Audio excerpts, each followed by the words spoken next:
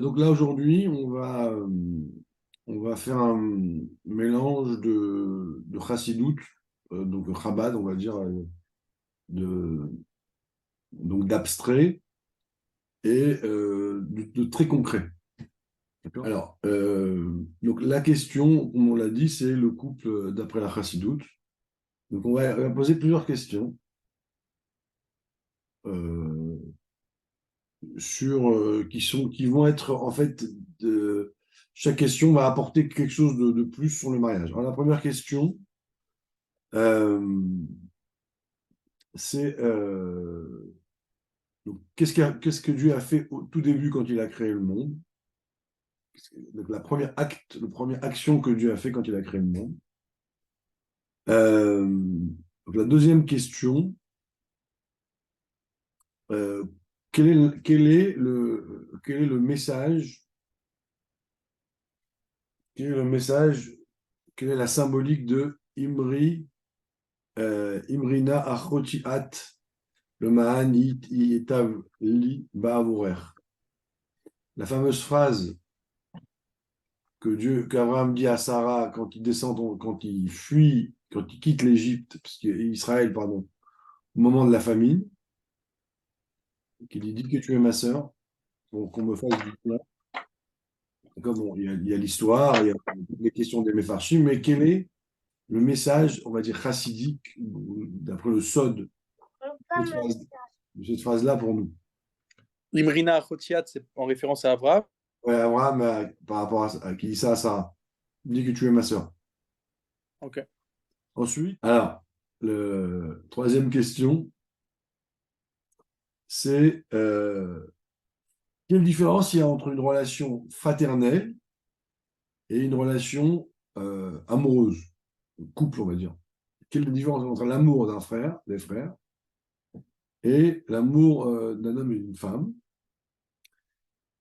Ensuite, donc on va y comprendre, hein, toutes ces questions-là, c'est des questions que je pose en fait, ça va être comme des balises qui vont nous permettre de baliser le cours, hein. Donc, c'est des questions. Voilà.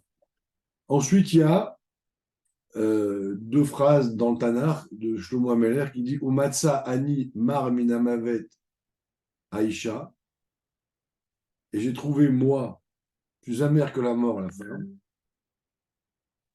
Et ailleurs, c'est écrit Matsato Matsaïcha. Celui qui trouve le bonheur, il trouve la femme. Donc le bonheur, c'est la femme. Voilà. Donc on a deux phrases dans le roi Shlomo qui décrit la femme comme, quelque chose d'opposé. Ok, bon. Bon, la vérité, c'est qu'on le vit tous ces moments-là, mais on va essayer de. Là, c'est écrit, donc c'est une réalité. On va essayer de comprendre qu'est-ce qu'on fait avec ça. Ah, Ensuite, juste pour la quatrième question, pourquoi on ne dit pas simplement que il y a des femmes avec qui la vie est amère et des femmes avec qui la vie est douce? exactement. Donc, dans la formulation, on va voir qu'il y a un message extraordinaire. Ensuite, quelle est la raison pour laquelle on appelle les 10 attributs de l'être humain? Des fois, on les appelle sphirotes, et des fois, on les appelle midot. Quel est le sens du choix de ces mots pour définir notre caractère? Donc, pourquoi on appelle notre caractère les 10 sphirotes et les 10 midot? Ensuite, donc je ne sais pas si on aura le temps de tout aborder hein, ce soir, mais voilà. Aujourd'hui, on va se balader en couple. Voilà, on va aller au fond d'une écoda du couple et comment réagir, hein. Donc, toutes ces questions-là, ils sont enregistrés et puis c'est bien les noter. Alors ensuite, comment ça se fait que pour quitter l'Égypte, Dieu a fait un miracle et pour rentrer en Israël, il a fallu se battre? Si Dieu est capable de faire un miracle pour sortir d'Égypte, il aurait pu faire aussi un miracle pour rentrer en Israël. Euh, J'ai pas compris la question, excuse-moi. t'as deux, en l'espace de 50, de 60 jours, il y aurait dû avoir deux événements majeurs. Liberté d'Égypte, rentrer en Israël. Bon, ça a duré plus longtemps parce que. Pourquoi? Pour sortir, Dieu il a fait un miracle, on est sorti. Et pour rentrer en Israël, il a fallu qu'on se batte. Dieu il a pu faire aussi un miracle pour rentrer en Israël. On s'est battu. 7 ans de combat. Et au choix pour rentrer en Israël. Ensuite, euh, quelle est la symbolique dans ma vie de Rachel et Léa? Donc, il y a eu Yaakov, il s'est marié avec deux femmes, qui s'appelaient Rachel, une qui s'appelait Léa. Il y a l'histoire, mais on sait qu'il y a un message pour moi. Ok. Donc, qu'est-ce que je fais moi avec Rachel et Léa? Et c'est magnifique comme idée, incroyable. Voilà. Voilà les différentes questions on va utiliser on va dire, pour encadrer le couple. Et en réalité, le couple, c'est pas lié forcément à un mariage, c'est une information beaucoup plus générale. Comme le Baal Shem Tov dit, Dieu a créé le couple pour comprendre comment on doit se relier à Dieu. D'accord? Donc, voilà, on n'est pas là pour faire du shalom bayit, hein, on est là pour apprendre quelque chose, comprendre quelque chose, et à travers cette chose-là, on comprend la vie. Alors on démarre. Euh, euh,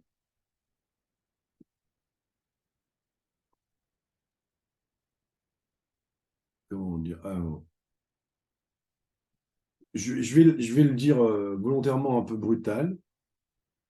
Quelle est la, si vous voulez, si on réfléchit simplement, euh,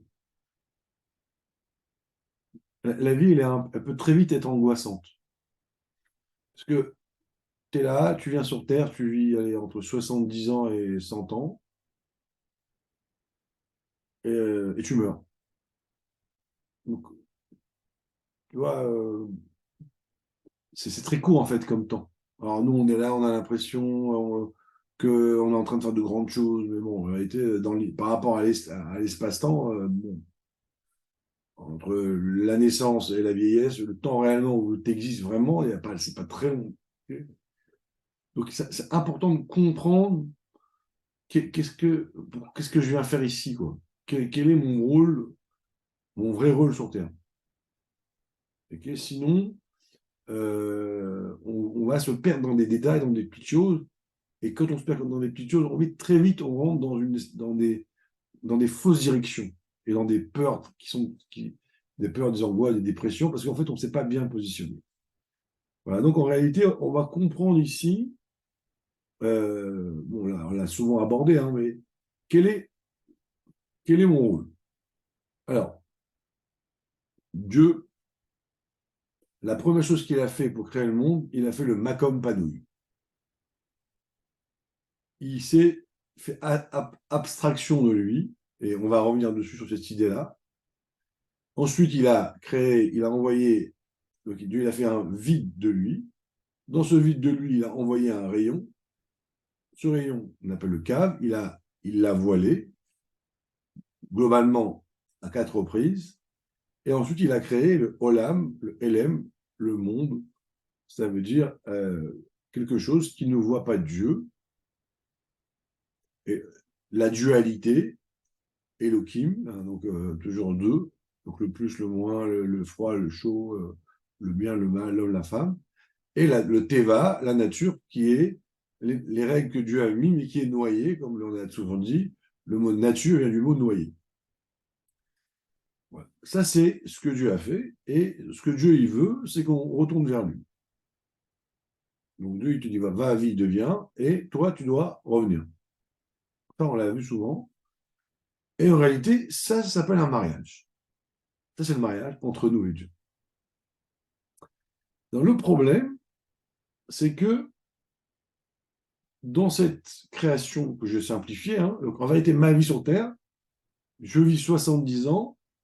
C'est comme si que dans la vie de mon âme, qui a, je sais pas moi, 2, 3, 4, 10 000 ans, peut-être 100 000 ans, j'en sais rien, peut-être qu'elle a été créée avant le monde, ou, je sais pas.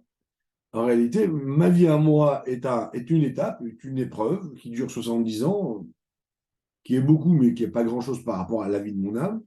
Et c'est comme une épreuve, un jeu où on me connecte dans un corps avec la sensation d'être d'ego, tout ça. Et moi, mon rôle, c'est d'arriver à me déconnecter de mon ego et de me reconnecter à Dieu. et de me remarier avec Dieu, avec tout ce que ça implique. Il y a une halakha qui dit qu'un homme doit tout dépenser, tout vendre pour s'acheter des chaussures. Mais si vous n'avez pas de chaussures et que vous êtes pauvre, ben vous vendez votre maison pour acheter des chaussures. C'est une halakha. Alors, pshat, ça veut dire qu'on doit être digne, être chaussures, c'est comme on dit un SDF. Donc on te dit, pour protéger ta dignité, tu vends même ta maison pour acheter une paire de chaussures. Mais à Alpi Chassid, on te dit, tu dois tout vendre pour de temps en temps te déconnecter de la terre. Que la terre est les pieds collés à la terre, c'est un symbolique de grande matérialité. Mahamahot, elle dit que c'était des sauvages. Tout ça. Donc le fait de se déconnecter les pieds de la terre, c'est un acte de spiritualisation. On te dit que pour qu'un homme il ait des moments où il se déconnecte de ses intérêts matériels, ça vaut tout. Parce que c'est le but, en fait. Alors, maintenant, si on continue un petit peu,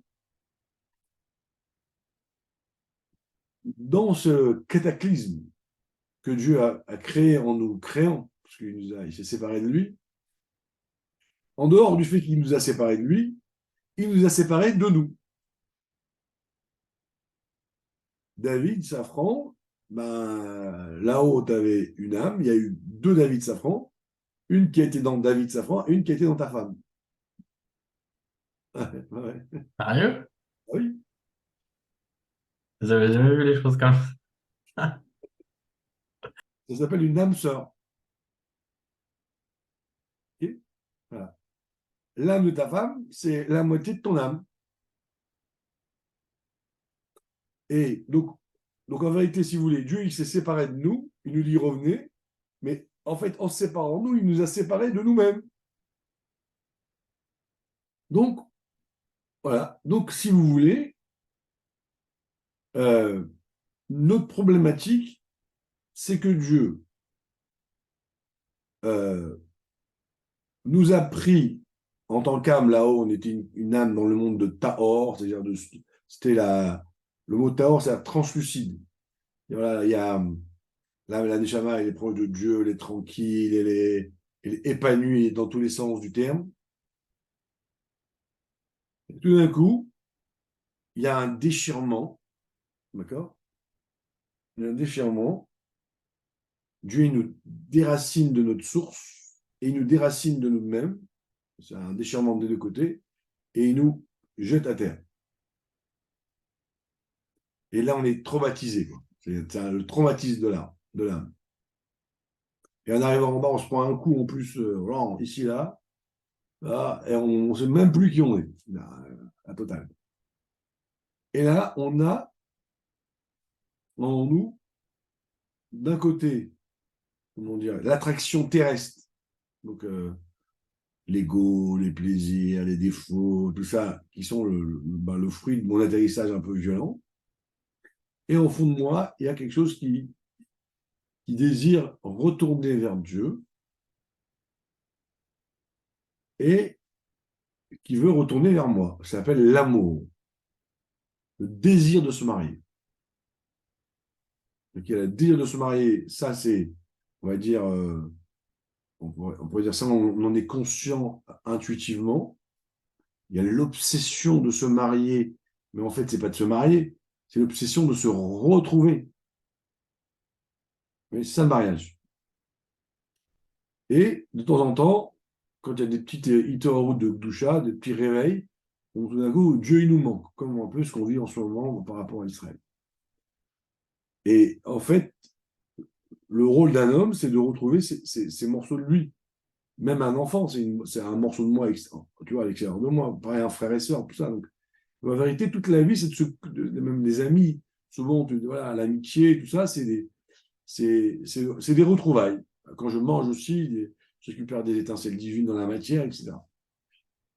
Alors, ça, c'est mon projet. Voilà, mon projet, c'est de me reconnecter. 10 juifs ensemble, on fait Minyan, on fait Kaddish, c'est très fort, etc., etc. Quand je suis fâché, je peux même pas me connecter à mon âme vraiment. C'est pour ça que tous les soirs, avant de dormir, on pardonne tout le monde, on va se reconnecter à la globalité de toutes les âmes, mais sinon on ne peut pas vraiment se renforcer. Vous voyez, donc, si vous voulez, il y a cette notion de aime ton prochain comme toi-même, comme il est toi-même, c'est omniprésent dans le sens de notre vie. Maintenant, ce qu'on va voir, c'est que il y a des méthodes. C'est pas comme ça. Voilà, c'est pas bon, super, je vais retrouver Dieu, je vais retrouver ma femme, tic-tac. Voilà. La partie vient à peine de commencer. C'est compliqué. Et si on ne connaît pas les règles et qu'on y va comme ça, on est sûr, un coup sur deux, de réussir, de rater. Alors, première règle. Alors, la première règle, c'est quoi? On te dit, tu sais, il y a deux types d'âmes sœurs. Il y a l'âme sœur comme des frères et sœurs, et il y a l'âme sœur, un couple. Ah bon, mais c'est quoi la différence? Alors, il y a une grosse différence. Deux frères et sœurs, ce sont deux âmes qui proviennent de la même source, mais c'est deux âmes. C'est pas la moitié d'une âme. Par contre, un homme et une femme, c'est une âme coupée en deux. Déjà, première idée. Un frère et une sœur, c'est deux âmes distinctes. Alors,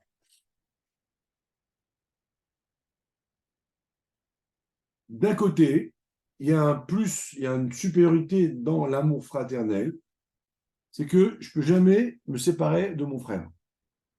Mon frère, ça reste mon frère. Je ne peux pas dire je te divorce. On ne choisit pas son frère. Voilà. Je te subis. Comme on dit la famille, on ne choisit pas, on la subit. Mais c'est une amitié qui est un peu fade. Un amour voilà, platonique. Par contre, un couple, on peut divorcer. Mais le couple, l'amour, elle est très puissante. C'est du feu.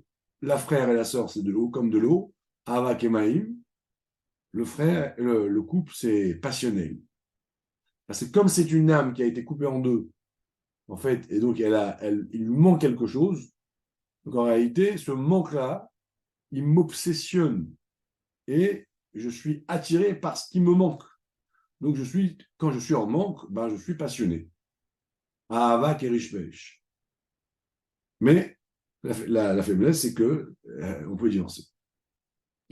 Mais Mendy, comment dans le couple, ça peut être la même âme et pas être la même source? Calvachomer, si c'est la même Ah âme. oui, ah oui, c'est évidemment. C'est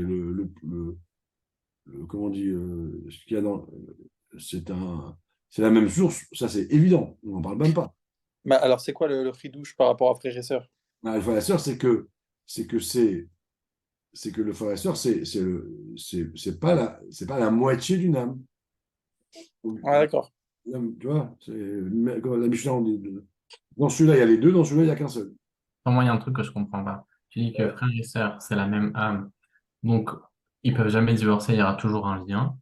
Alors qu'un couple, ça se peut que ça divorce, mais quelque part, calvachomer, quoi. Oui, mais si tu veux, comment te dire, comme Dieu le frère et sœur, tu ne peux pas te séparer. Je veux dire, Mais comment tu peux te séparer de toi-même?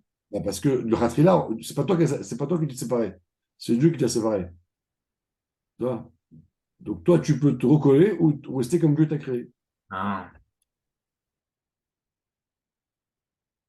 Oui, mais tu es très malheureux.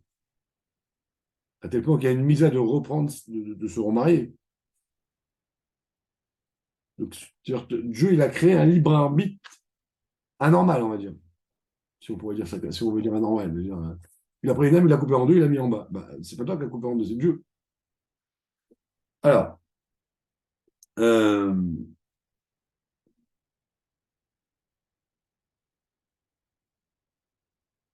donc maintenant qu'on a compris ces deux notions-là d'amour, maintenant on va comprendre l'information que la Torah, elle dit, quel est le message dans l'histoire de « Il me dit que tu es ma femme ». Euh,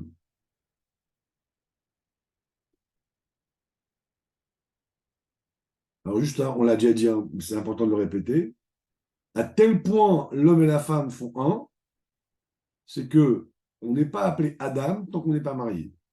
Quand on est seul, on est appelé masculin ou féminin. À quel moment Dieu il appelle Adam, Marichon, Adam, quand il est marié? Parce que sinon, on n'est pas complet. Ça, non, c'est pas... Alors, quel est le message maintenant? Donc, premier message, technique. Comment je dois gérer mon couple pour espérer un jour refusionner avec moi-même? La première règle, très importante, donc là, on est dans la technique. Hein. Alors, je vais vous le dire, après, je vous ferai dans les mots parce que c'est joli. C'est que mon cerveau analyse mes péripéties et il décide et il tranche. D'accord? Et en fait, je vis quelque chose et mon cerveau peut amplifier la chose de fois 10, fois 1000, fois 10 000. S'il dit, ah là, c'est pas normal, hop, je pars dans des délires. Ok? Donc, on est marié avec sa femme, son mari, voilà, c'est sympa, elle est gentille, elle est belle. Et un jour, je suis pas heureux avec elle. Elle m'énerve, elle m'agace. Et là, je me dis, ben, c'est pas ça le mariage. Et là, on juge, en fait, on constate l'échec de mon mariage. Je ne suis pas heureux, je ne suis pas amoureux, elle m'énerve. Ben, je dis donc, je divorce. Donc, je me suis trompé, stop, j'arrête. Okay. Et là, on va dire, une fois, deux fois, trois fois, et ça crée une... Je me dis, c'est pas la bonne personne. Et là, on rentre dans une on lui dit, même si on reste ensemble, ben, il y a un fossé qui se crée. Alors, on te dit attention, attention, attention, attention. Des fois, le couple, il est en mode couple, et des fois, le couple, il doit être en mode frère et sœur, mode sans échec. Quand ça va mal, on doit passer en mode fraternel. Quand ça va bien, on passe en mode couple. Je vais vous expliquer en détail, mais voilà. Vous voyez, pour pas que l'ordinateur, à l'époque, c'était comme ça sur maintenant, quand il y avait un problème, hop, on rallumait en mode sans échec.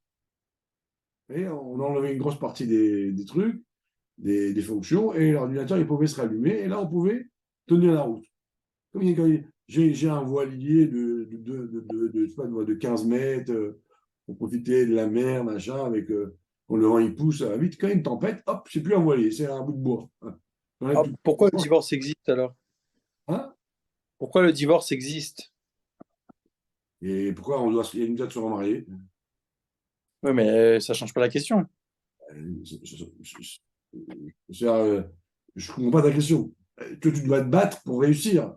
Le divorce, c'est comment dire, c'est un échec. Donc le divorce, c'est forcément un échec. Ah oui, ah oui, oui, oui. Ah oui. On va dire, c'est comme, ça ressemble pour moi à la femme guerrière, quoi.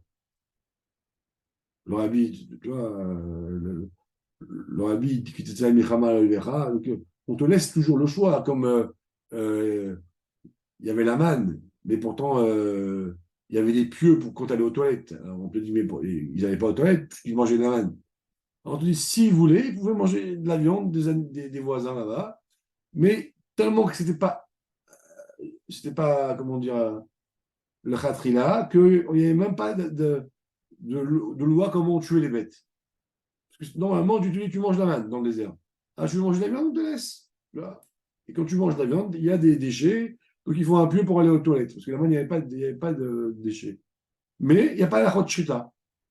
Normalement, tu ne dois pas manger de viande. Tu vois? Donc, c'est pas blanc-noir. Okay. C'est souvent ça dans la Torah. Shlach lecha, le rabbi dit à quelqu'un, il lui écrit une lettre, le rabbi dit, la halakha, c'est sûr que c'est comme ça et comme ça, mais je ne connais pas votre niveau de Emouna, mais si vous avez la Emouna, alors c'est autrement. Tu vois? notre religion, elle n'est pas blanc-blanc. La halakha, elle est comme Rabbi Eliezer ben Dodaya, et il lui répond, le machin aimé. Blata. Dieu, il a dit que c'est comme ça. Toi, tu dis à Dieu, la halakha, elle n'est pas dans. Et Dieu lui dit, mes enfants vont gagner. On est tous sauf rigides dans la Torah. Alors, comment ça marche? Voilà. Mais ce qu'on vous dit là, c'est la première souplesse, c'est l'amortisseur qu'on a besoin dans toute relation pour savoir vivre les bons moments de manière euphorique et de savoir les gérer les moments difficiles avec de manière on baisse la tête. Et on ne doit pas juger les moments difficiles avec l'exigence des moments euphoriques. Sinon, en fait, mon jugement va faire brûler les plombs, c'est moi qui va détruire mon couple de par la mauvaise analyse que je vais avoir de la situation. Dans les mots. C'est ça qu'Abraham nous a appris. Chaque couple a un temps où il est en haut et des fois il est en bas. Il y a des moments donnés où on se sent lié à l'autre dans toute sa puissance. On est dans toutes les émotions pour l'autre, on est fou amoureux. Quand on est comme ça, alors on est prêt à tout pardonner pour l'autre, tout lui donner. On peut tout céder. Pas de problème, tout va bien. On comprend tout ce que l'autre dit. On fait tout pour l'autre. Okay, ça, c'est quand on est quand on est en mode couple. Et c'est normal, quoi, ça ne dérange pas. Il y a des moments, par contre, où le cerveau, il devient petit. On appelle ça, en Kabbalah, katnout namoar. Je perds ma largeur d'esprit. Une forme de mesquinerie qui apparaît. Et pareil dans les émotions. Et là, c'est l'Égypte. Après, quand on est en Égypte, on descend en Égypte. Donc, Abraham était en Israël, il descend en Égypte parce que c'est la famine. Donc, dans la symbolique, je suis à l'étroit. Je deviens quelqu'un d'étroit d'esprit. Je manque d'épanouissement. Je ne suis pas épanoui, je ne suis pas bien. Mon ego, mes intérêts prennent le dessus. Et le plaisir que j'avais dans ce couple se transforme le oneg se transforme en néga, en plaie. En hébreu, le mot plaisir et le mot plaie, c'est les mêmes lettres. Oneg et néga. Comme on dit, tu es une plaie. Voilà. Ok. S'il te plaît, va-t'en. Alors, regarde, donc, excusez-moi, mais c'était trop facile. Alors, on se sent tellement loin de l'autre que tout d'un coup, on se dit, mais c'est qui celle-là, quoi? Et ça s'appelle une période de famine. Donc, Abraham était en Israël, il y a la famine, il descend en Égypte. Vous voyez, donc, il y a la famine dans le couple, qui est famine, tout devient étroit, et là, bah, l'autre est un étranger. On pourrait dire, je perçois l'autre à travers son corps, à travers son âme animale, et pas à travers son âme divine. Alors, Abraham Avinu te dit, quand il y a la famine dans le couple, quand tu es tombé dans l'Égypte,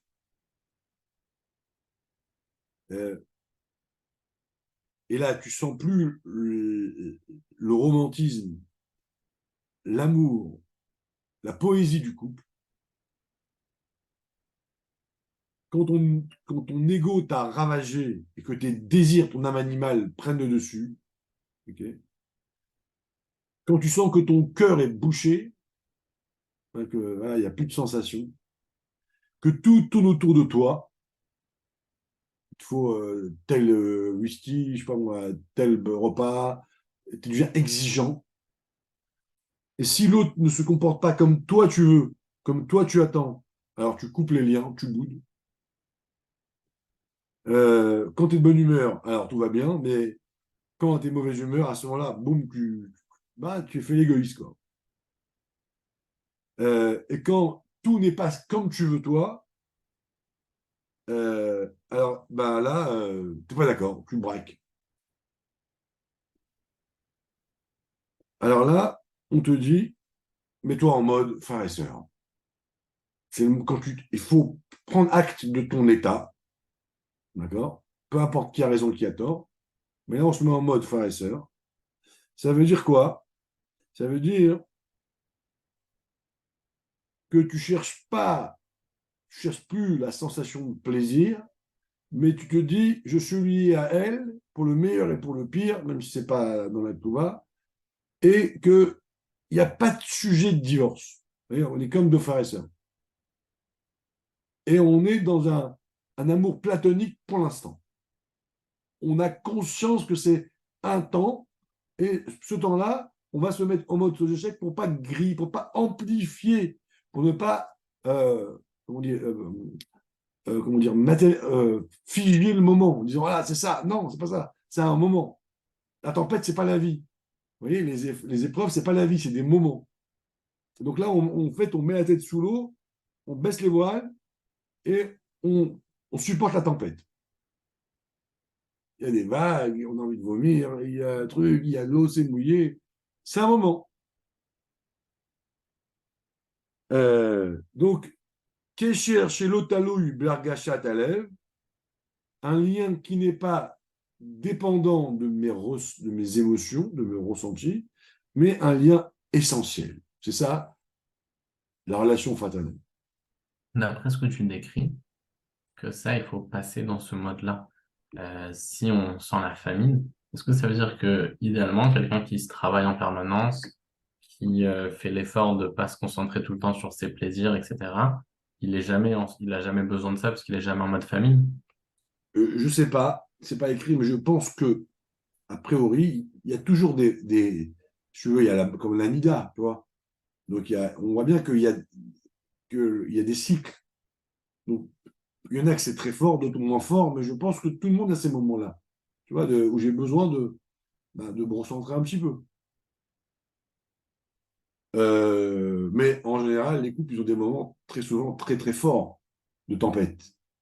Donc on a besoin à ce moment-là, tu vois, de prendre sur soi. Parce qu'en fait, qu'est-ce qui se passe? Tu attends quelque chose. Quand tu n'attends rien, tu n'es pas déçu. Quand tu attends, tu es déçu. Et quand tu es déçu, tu décides. Et quand tu décides, c'est embêtant. Parce que c'est là où tu détruis les choses. Parce que tu vas te plaindre, tu vas l'accuser, tu vas lui demander. Mais là, elle est dans sa phase égoïste. Laisse passer. Euh,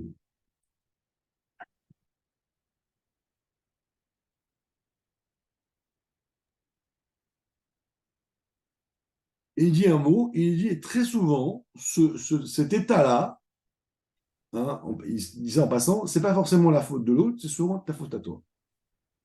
Vous voyez, c'est-à-dire que c'est juste en passant, en plus. Voilà. Et voilà. Donc, quand une relation elle est compliquée, on se met en mode frère et sœur, mais il faut dire, est-ce que c'est pas moi qui provoque tout ça? Bon, ça, c'est pas essentiel, c'est un parenthèse.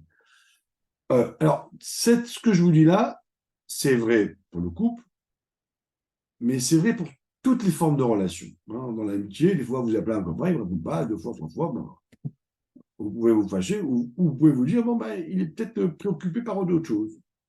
Et là, il n'a pas besoin de m'occuper, donc je vais me mettre en mode, mon amitié, on va dire, passionnelle, on s'appelle tous les jours, ben, je vais attendre un petit peu. Et très souvent, après, il revient comme avant, et après, ça m'arrive à moi.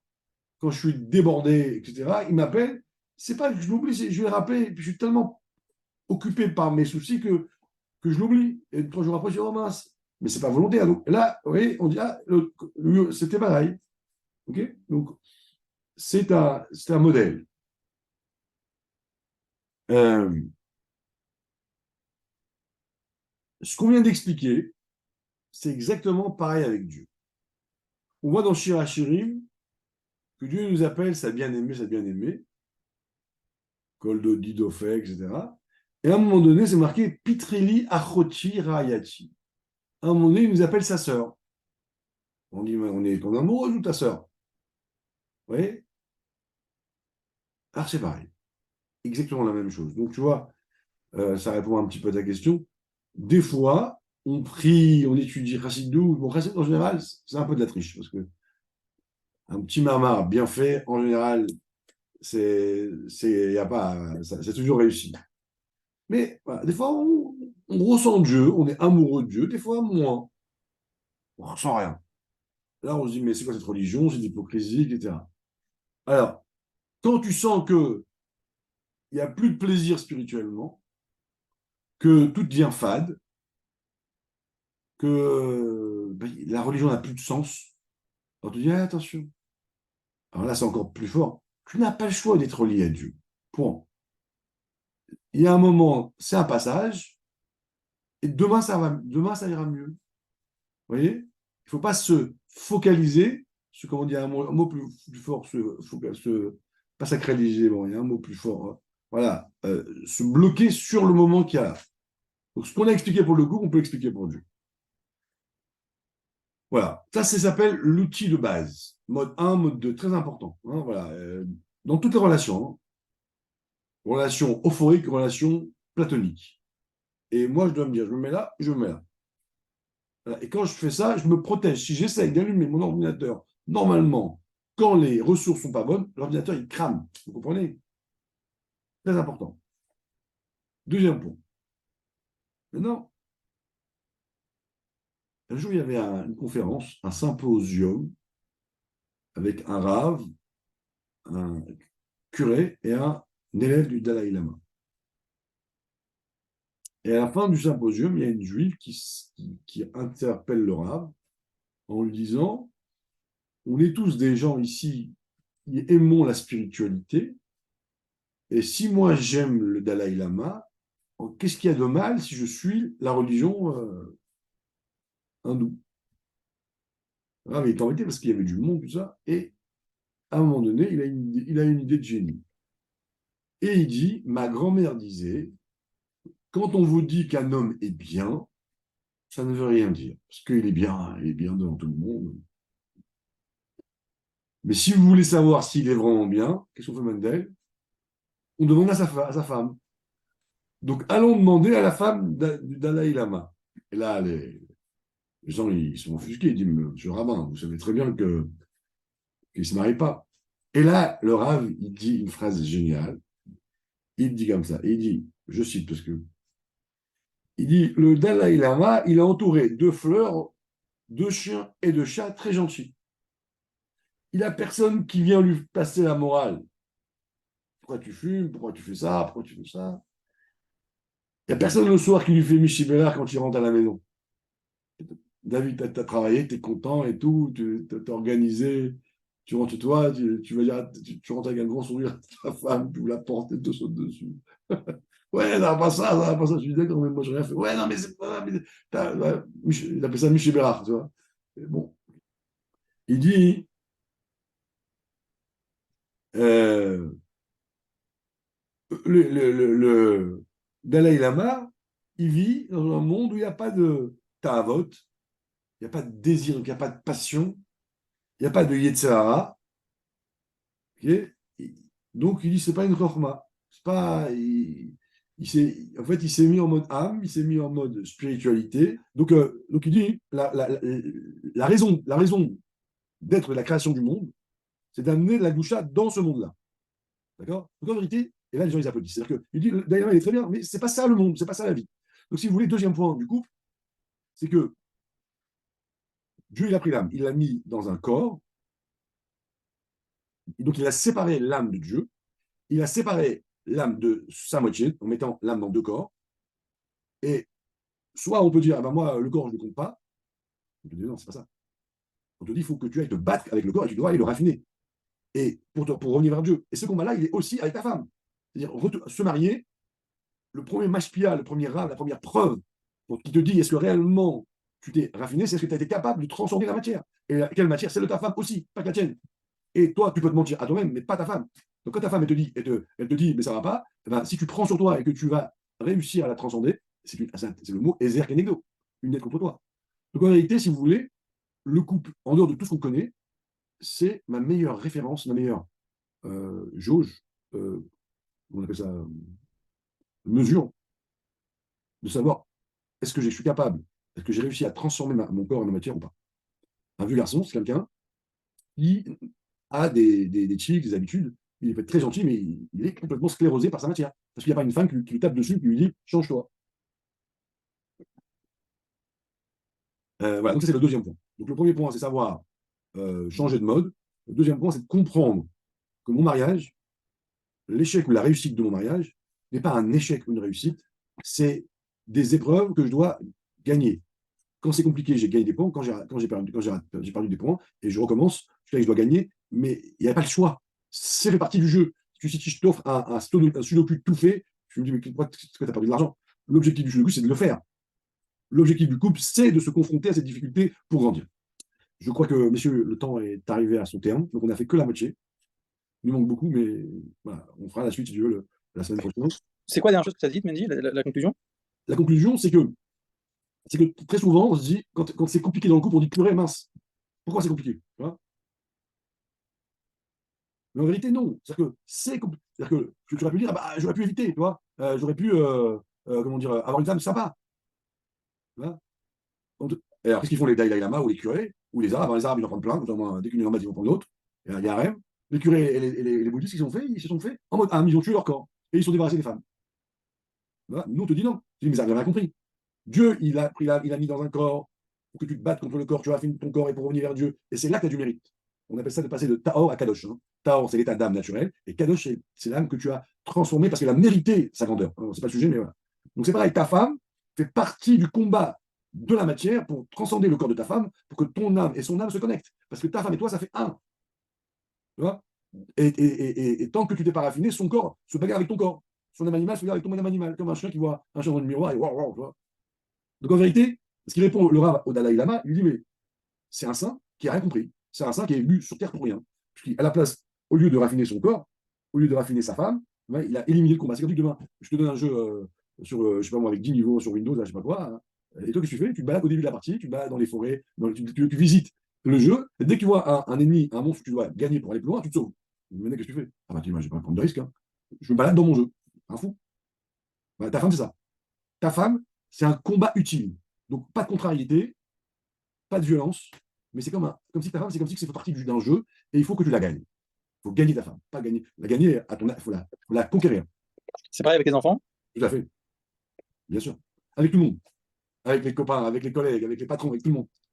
En vérité, il y a tout qui s'inscrit dans la relation entre toi et eux. Bravo. C'est la même chose. En fait, plus tu t'éloignes, plus tu as une vision globale, ou plus tu rentres dans la profondeur comme tu veux, et plus tout, c'est la même chose. Les mêmes règles. Souvent, c'est vu sur un autre angle, mais là, ce qu'on va faire là, dans ce cours-là, c'est qu'on va apprendre les techniques. Souvent, on a eu des visions, mais on n'a pas eu la technique. Là, qu'on a vu, première technique, c'est Imri, dit côté maçon. Là, c'est comme il y a le Zman de Betamikdash et le Zman de la Galoute. Vous voyez? Donc, Betamikdash, c'est l'amour fou. La Galoute, c'est Dieu, il se cache, l'exil, il n'est pas là, c'est la tempête, et nous, on est là, on va pas. Okay, donc, même entre nous et Dieu, on voit ces deux moments-là. Avec un enfant, des fois, on doit être dans l'expression de l'amour, et des fois, on doit laisser tranquille. Tu lui parles, il va te parler, tu dis pas, ouais, tu me parles plus, je suis ton père, tu me dérais. Il va pas te parler, c'est tranquille. Et là, ils peuvent pas, ils n'arrivent pas, ils deviennent fous. Ils deviennent fous, ils rendent fou tout le monde. Comment ça fait que tu ne me parles pas? Mais il n'a pas envie. Ouais. Et il faut respecter le pas envie de l'autre. Donc ça, c'est nouveau. C'est une technique pour créer des relations à deux, c'est qu'il y a des variations. Okay, ouais, messieurs. Donc si Dieu veut, la semaine prochaine, on va continuer à découvrir, oui, la suite, hein, j'ai tout, mais voilà, il est là, mais on va découvrir les différentes techniques et la vision du couple en profondeur. Quand on comprend bien tout ça, en fait, c'est beaucoup plus facile. Voilà. Quand on connaît les règles, quand on connaît le sens d'un sujet, eh ben, le sujet il est beaucoup plus facile à aborder. Voilà, merci à tous ceux qui sont là. Parce que je regarde que je connais pas, salut Henri de d'Ashkelon, je crois. J'espère qu'il n'y a pas trop de missiles. C'est Moshe, Andy, le frère de Pascal, le frère d'Henri. Ah, comment ça va? Va bien? Bon, Hachem. Voilà. J'ai pris au cours, là, t'as ton cours. Avec plaisir. Voilà. Voilà. Tu penses que ça va faire combien de cours ce thème? Quoi? Tu penses que ça va faire combien de cours? 2 ou 3. 2, 3. Ça marche. Merci. Bonne nouvelle. Salut.